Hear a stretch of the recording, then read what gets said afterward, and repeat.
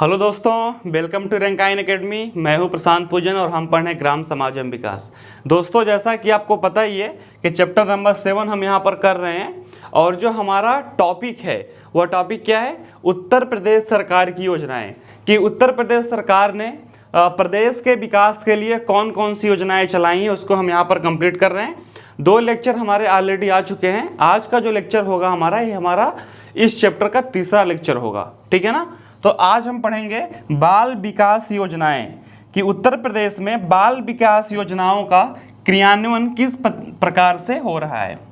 तो उत्तर प्रदेश मुख्यमंत्री बाल सेवा योजना, ठीक है ना। इस योजना के तहत देखेंगे कि उत्तर प्रदेश सरकार कौन कौन सी सहूलियत अपने प्रदेशवासियों को, अपने प्रदेश के बच्चों को प्रदान कर रही है और इसकी शुरुआत कब हुई थी और इसका उद्देश्य क्या है और इसका लक्ष्य क्या है। आइए देखते हैं। इस योजना की शुरुआत मई सन 2021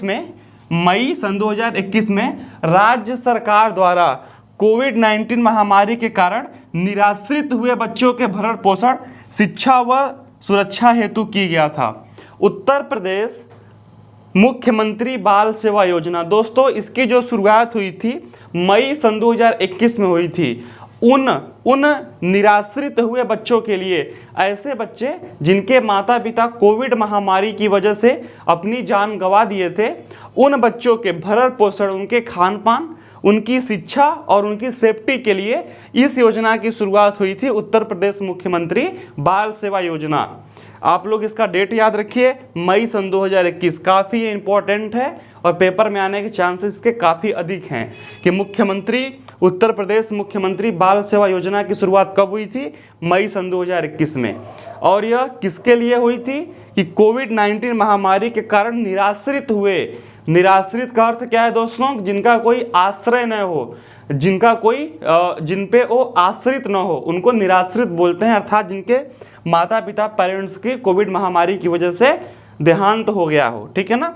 ऐसे बच्चों के भरण पोषण, शिक्षा व सुरक्षा हेतु इस योजना की शुरुआत की गई थी। इस योजना के अंतर्गत 0 से 18 यानी कि जन्म से 18 वर्ष की आयु वर्ग के बच्चे जो उत्तर प्रदेश के मूल निवासी हैं पात्र होंगे। दोस्तों, इस योजना का लाभार्थी उत्तर प्रदेश का वही बच्चा होगा कि जो उत्तर प्रदेश का मूल निवासी हो और जिसकी उम्र जन्म से 18 वर्ष तक हो, ठीक है ना। वह उत्तर प्रदेश मुख्यमंत्री बाल सेवा योजना के अंतर्गत आएगा। इस योजना के तहत सरकार क्या देने वाली है उस पे फोकस करेंगे। बच्चे के वयस्क होने तक उनके अभिभावक देखभालकर्ता को प्रतिमाह 4000 की वित्तीय सहायता प्रदान करेगी।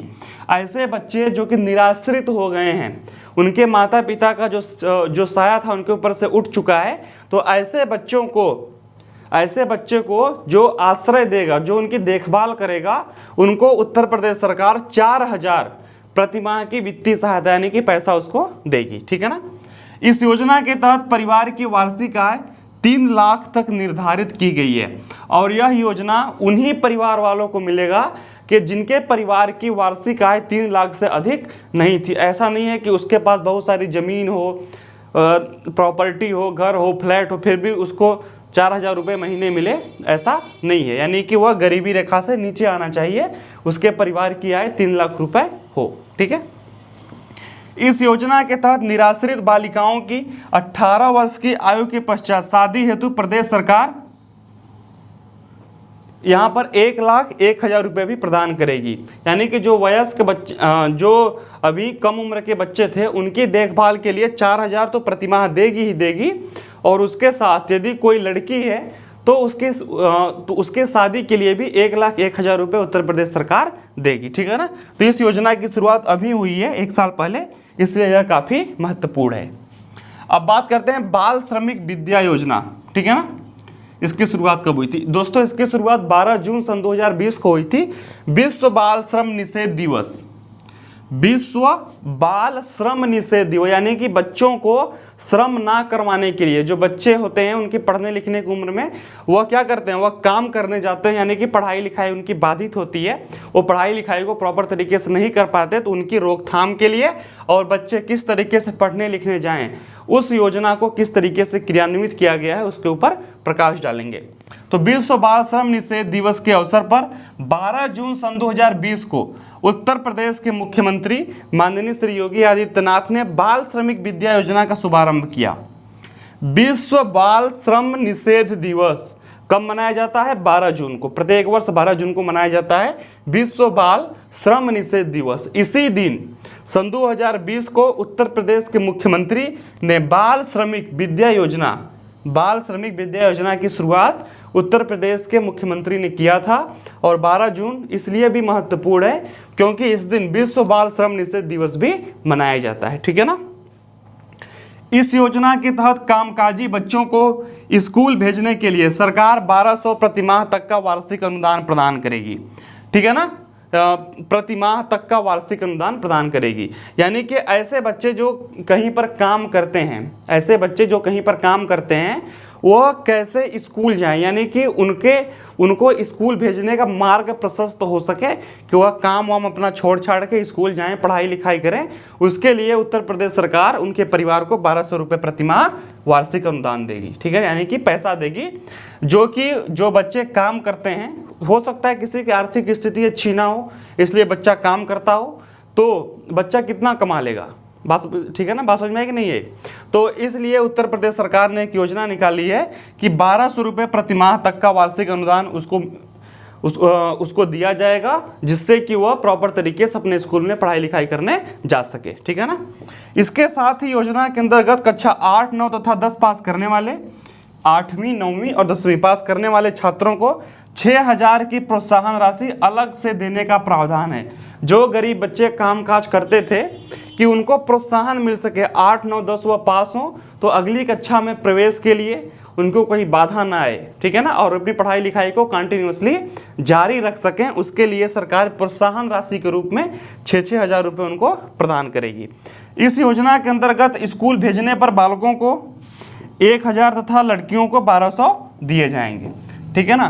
तो दोस्तों, बाल श्रमिक विद्या योजना की जो शुरुआत हुई थी 12 जून सन 2020 को हुई थी और 12 जून को विश्व बाल श्रम निषेध दिवस भी मनाया जाता है। और इसका जो प्रमुख उद्देश्य यह है कि जो हमारे प्रदेश के कामकाजी बच्चे हैं जो कि गांव में काम करते हैं, अपने घरों में काम करते हैं और स्कूल नहीं जाते, उनको स्कूल भेजने के लिए उनको पैसे मिलेंगे। और जो बच्चे 8वीं, 9वीं, 10वीं पास करेंगे उनको प्रोत्साहन राशि के रूप में उत्तर प्रदेश सरकार द्वारा 6-6 हज़ार रुपये और मिलेगा। और जो लड़के होंगे जो स्कूल भेजने पर 1000 तथा जो बालिकाएं होंगी उनको 1200 रुपये दिए जाएंगे। तो इस बाल श्रमिक विद्या योजना का ये पूरा मैनिफेस्टो है। ठीक है ना। आइए आगे देखते हैं। नया सवेरा योजना, इसकी शुरुआत क्या है? यह भी जो श्रम करने वाले बच्चे हैं उनसे ही संबंधित है। इसकी शुरुआत जो हुई थी वह 19 जून सन 2017 को हुई थी। ठीक है ना। और इसके पहले जो हमने पढ़ा इसकी शुरुआत कब हुई थी? 12 जून सन 2020 को हुई थी। और नया सवेरा योजना की शुरुआत 19 जून सन 2017 को हुई थी। उत्तर प्रदेश के श्रम विभाग द्वारा 19 जून सन 2017 को इस योजना की शुरुआत की गई थी। इस योजना का उद्देश्य श्रमिक बच्चों को चिन्हित करके बाल श्रम से मुक्ति दिलाना और इनका सामाजिक, शैक्षिक और नैतिक विकास करना। जो नया सवेरा योजना का मोटो था दोस्तों, यह क्या था कि जो बच्चे काम करते हैं उनको चिन्हित करना और उनको बाल श्रम से मुक्ति दिला के, कि उनको काम काज जो कर रहे हैं उससे मुक्ति दिला के सामाजिक, शैक्षिक और नैतिक विकास करना, यानी कि उनको स्कूल भेजना, उनका एक प्रॉपर तरीके से डेवलपमेंट करना नया सवेरा योजना का मुख्य लक्ष्य था। और इसकी जो शुरुआत हुई थी 19 जून सन 2017 को हुई थी। इस योजना के तहत बाल श्रम से सर्वाधिक प्रभावित उत्तर प्रदेश के 20 जिलों के चिन्हित ग्रामों को बाल श्रम से मुक्त किए जाने हेतु डोर टू डोर सर्वेक्षण किया जाना है। दोस्तों, नया सवेरा योजना के अनुसार उत्तर प्रदेश में जो सबसे सर्वाधिक 20 जिले हैं जहां पर बाल श्रम काफ़ी अधिक होता है, उनके गांवों को चिन्हित करके डोर टू डोर कैंपेन चलाया जाएगा। ठीक है ना। और 14 वर्ष से कम आयु के सभी कामकाजी बच्चों को सूचीबद्ध कर उनको विद्यालय भेजने तथा तकनीकी ज्ञान उपलब्ध कराने पर विशेष ध्यान दिया जाएगा। और चिन्हित करने में जो बच्चे 14 साल से कम उम्र के हैं उनको प्रॉपर तरीके से उनको जो काम वो कर रहे हैं, जो बाल श्रम कर रहे हैं, उससे मुक्ति दिला के उनके नज़दीकी स्कूलों में एडमिशन करवा के प्रॉपर तरीके से निःशुल्क उनकी पढ़ाई की जाएगी। यह नया सवेरा योजना का एक तथ्य है। इस चिन्हित ग्रामों हॉट स्पॉट में बरेली, कानपुर नगर, इलाहाबाद, जौनपुर, गाजीपुर, बलिया, गोरखपुर, यहाँ पर गोंडा, श्रावस्ती, बहराइच, बलरामपुर, वाराणसी, सोनभद्र, मिर्जापुर, गाजियाबाद, आगरा, मुरादाबाद, बदायूं, लखनऊ और बाराबंकी। दोस्तों यह ऐसे 20 जिले हैं कि जहाँ पर बाल श्रम काफ़ी अधिक देखा गया कि 14 साल से कम उम्र के बच्चे भी बाल श्रम में काफ़ी ज़्यादा इन्वॉल्व थे और वो काम काज जो है वो पढ़ाई लिखाई को छोड़कर स्कूल न जाते हुए भी काम काज करते थे। तो ऐसे 20 जिलों को चिन्हित किया गया और वहाँ पे हॉट स्पॉट बनाए गए, ठीक है ना, कि डोर टू डोर कैंपेन से ऐसे बच्चों का वहाँ पे चिन्हित किया गया कि यह बच्चे 14 साल की कम एज के हैं और बच्चे स्कूल नहीं जाते, तो उनकी पढ़ाई लिखाई किस प्रकार से सुनिश्चित हो, नया सवेरा योजना के तहत इसको सुदृढ़ किया गया। अब बात करते हैं उत्तर प्रदेश भाग्य लक्ष्मी योजना, ठीक है ना। इस योजना की शुरुआत कब हुई थी दोस्तों? अप्रैल सन 2017 में इसकी शुरुआत हुई थी। इसके अंतर्गत गरीबी रेखा से नीचे के परिवारों में जन्मे नवजात बालिका को सरकार की ओर से वित्तीय सहायता प्रदान की जाती है। इस योजना के तहत सरकार द्वारा जन्मी लड़की के नाम पर 50,000 का बॉन्ड जमा किया जाता है। उत्तर प्रदेश भाग्य लक्ष्मी योजना, दोस्तों हमारे प्रदेश में जो गर्ल्स होती हैं उनको लक्ष्मी का दर्जा मिलता है ना, तो जो परिवार गरीबी रेखा से नीचे जीवन यापन करते हैं, ऐसे परिवारों में यदि किसी बच्ची का जन्म होता है तो सरकार द्वारा 50,000 का उसके नाम से बॉन्ड जमा कराया जाता है, जिसे अलग अलग समय पर ज़रूरत के आधार पर खर्च किया जाता है, ठीक है ना। अब बात करते हैं आवासीय विद्यालय योजना, इसका तात्पर्य क्या है। उत्तर प्रदेश में इस योजना का शुभारंभ कब हुआ था? सन 2015 से हुआ था। अक्सर देखा जाता है कि निर्माण श्रमिक के बच्चे अपने माता पिता के साथ कार्यस्थल पर ही रहते हैं, ठीक है ना। माता पिता की गरीबी तथा साधनहीनता के कारण ऐसे बच्चे किसी विद्यालय में प्रवेश नहीं कर पाते अथवा प्रवेश लेने के बाद अपनी शिक्षा जारी नहीं रख पाते। निर्माण श्रमिकों के ऐसे बच्चों के लिए आवासीय विद्यालय प्रारंभ किया जाने की आवश्यकता अनुभव करते हुए यह योजना प्रस्तावित की गई थी। दोस्तों यहाँ पर क्या है कि आवासीय विद्यालय योजना, यह एक ऐसा विद्यालय है कि जो कि छोटा सा विद्यालय होता है कि आसपास ऐसी कोई मलिन बस्ती है जहाँ पर लोग बाहर से आके वहाँ पे काम कर रहे हैं, तो वहाँ पर एक आवासीय विद्यालय टाइप का बनाया जाएगा कि आसपास के बच्चे वहाँ पर आकर आसानी से पढ़ सकें, ठीक है ना। इस योजना का प्रमुख लक्ष्य है। इस योजना का उद्देश्य पंजीकृत निर्माण श्रमिकों के 6 वर्ष से ऊपर और 14 वर्ष तक के ही आयु वर्ग के बच्चों को प्राथमिक, जूनियर हाई स्कूल एवं माध्यमिक शिक्षा की सुविधा उपलब्ध कराते हुए उन्हें गुणवत्तापूर्ण शिक्षा प्रदान करना।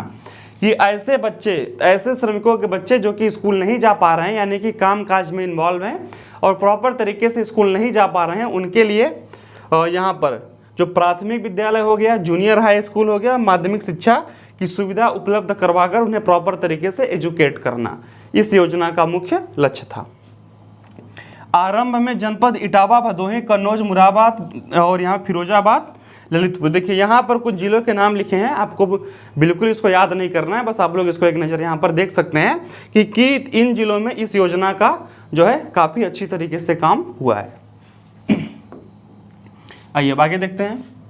समेकित बाल विकास परियोजना, दोस्तों केंद्रीय सहायता से वर्ष 1975 में इस योजना की शुरुआत हुई। आपको बस इतना यहाँ पर ध्यान रखना है कि समेकित बाल विकास परियोजना की स्टार्टिंग कब हुई थी? 1975 में हुई थी, ठीक है ना। 3 विकास खंडों में यहाँ पर हुई थी। वर्तमान में प्रदेश में 897 समेकित बाल विकास परियोजनाएं संचालित की जा रही हैं। औसतन एक परियोजना में 150 आंगनवाड़ी केंद्र शामिल होते हैं और प्रदेश में इस समय 18,259 आंगनवाड़ी केंद्र कार्यरत हैं। इस योजना के तहत अनुपूरक पोषाहार, स्वास्थ्य जांच, टीकाकरण, स्कूल पूर्व शिक्षाएं आदि सुविधाएं दी जाती हैं। दोस्तों समेकित बाल विकास परियोजना की जो शुरुआत हुई थी 1975 में हुई थी। जो आजकल आप लोग अपने गांव के आसपास आंगनवाड़ी आशा बहनों को देखते हैं, वह कहीं ना कहीं इसी योजना का जो कार्य रहा है, ठीक है ना। और इसके डेटा आप लोग यहाँ पर देख सकते हैं। बात समझ में आई?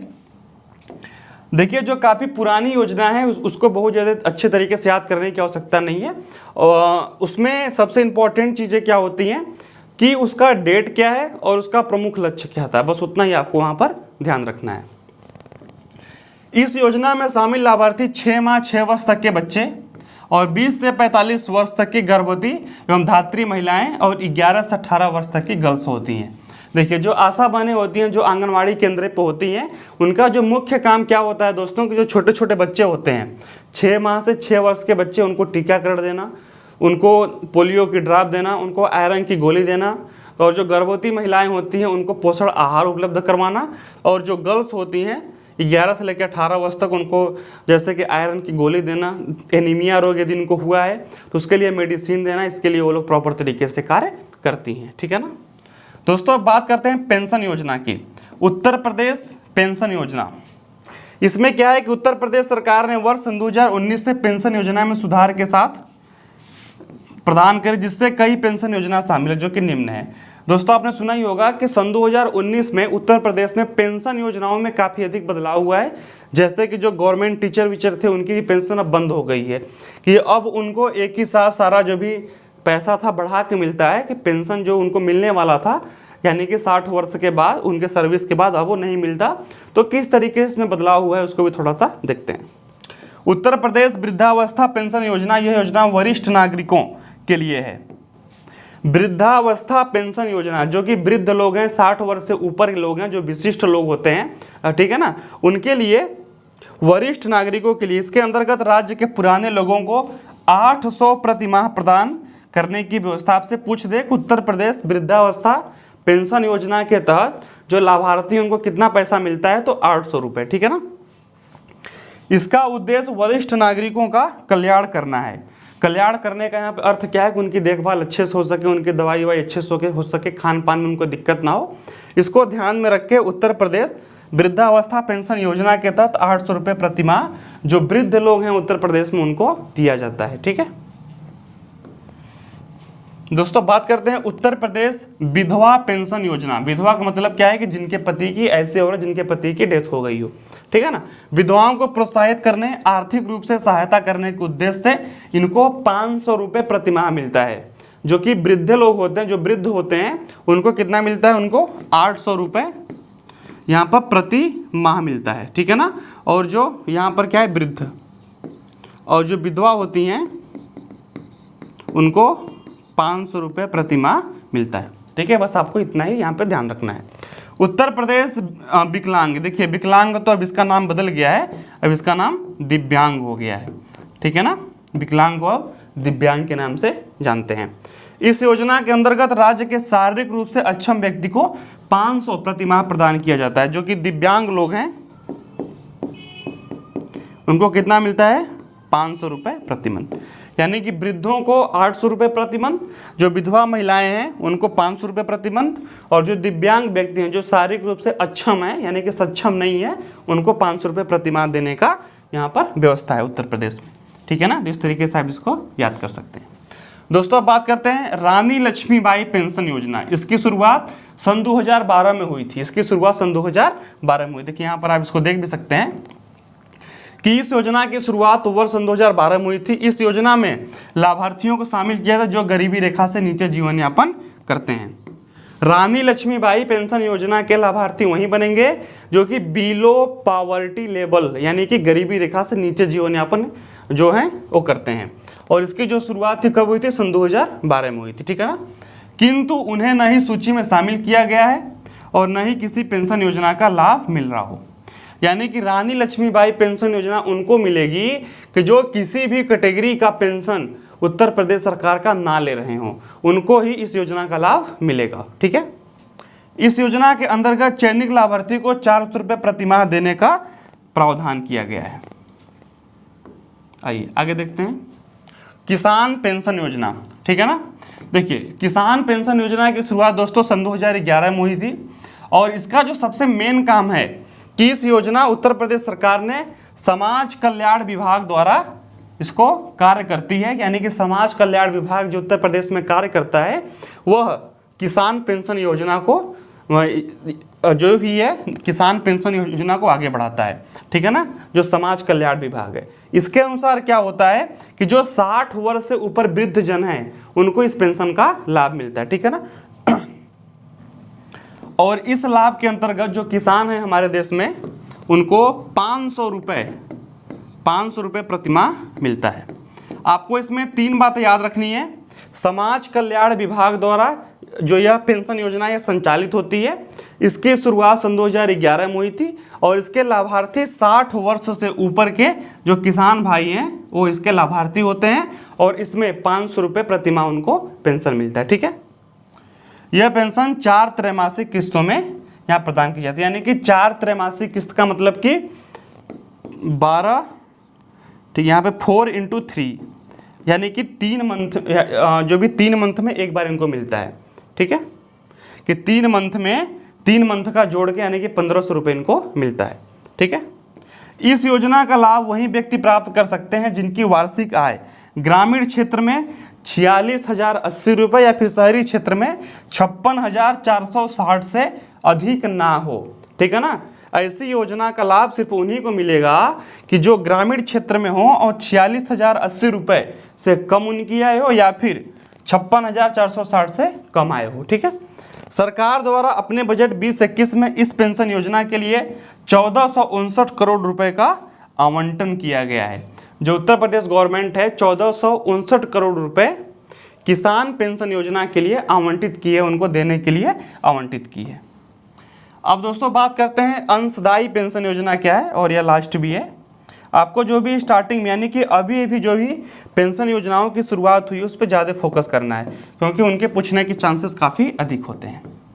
देखिए यहाँ पर इस योजना को राज्य में सन 2009 में स्टार्ट किया गया था। ठीक है ना, और यह योजना राज्य सरकार के कर्मचारियों के लिए है। इस योजना के अंतर्गत 1 अप्रैल सन 2005 या उसके बाद जो प्रदेश सरकार की सेवा में आए कर्मचारियों के वेतन व महंगाई के योग के 10% के बराबर अंशदान दिए जाने का प्रावधान राज्य सरकार द्वारा किया गया है। दोस्तों यहाँ पर क्या है कि 7वां वेतन आयोग जब लगा था और उसके पहले ही जो लोग यहाँ पे हट गए थे उनको यानी कि महंगाई जो योग है वेतन है उसमें 10% और ऐड करके मिलने का प्रावधान यहाँ पर है। बस अंशदायी पेंशन योजना इतना ही है। ठीक है ना, तो दोस्तों आप लोगों ने यहाँ पर देख लिया कि हम लोगों ने यहाँ पर विकास कार्यक्रम और पेंशन के बारे में प्रॉपर तरीके से यहाँ पर देख लिया। तो मिलते हैं नेक्स्ट वीडियो में, तब तक के लिए धन्यवाद।